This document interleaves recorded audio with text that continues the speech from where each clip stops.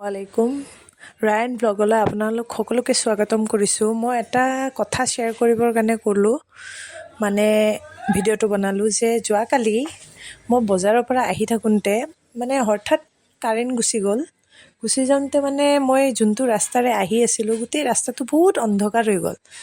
মই ভয় খাই কিনে আকৌ অলপ আগত আহি কিনে ভাবিলোঁ যে মই এই ৰাস্তাত দুনীয়াৰ মানুহৰ মাজত যদি মই ভয় খাই আছোঁ, যদি মৰি যাওঁ, যেতিয়া কবৰত যাম তাতেতো অন্ধকাৰ হ'ব।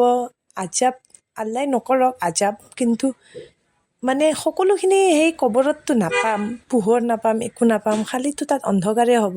তে মই এইখিনি অন্ধকাৰতে ভয় খাইছোঁ। সেইটো ভাবি মই আহি ঘৰ পাইছোঁ। তাকে মই ভাবিছোঁ, এই দুনীয়াত মানুহে ঘৰ বাৰী মাটি সম্পত্তি টকা পইচা আজি সেইটো মোৰ কালি সেইটো মোৰ কৰি কিনে থাকে, কবৰত মানুহে জানো কিবা লৈ যাব পাৰে? কবৰততো মানুহে একো লৈ যাব নোৱাৰে।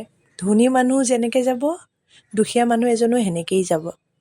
সেইকাৰণে অহংকাৰ কৰি লেবেল দেখুৱাই একো লাভ নাই। আমি আল্লাৰ আগত এটাই দোৱা কৰিব লাগে, যেন সকলোৱে যেন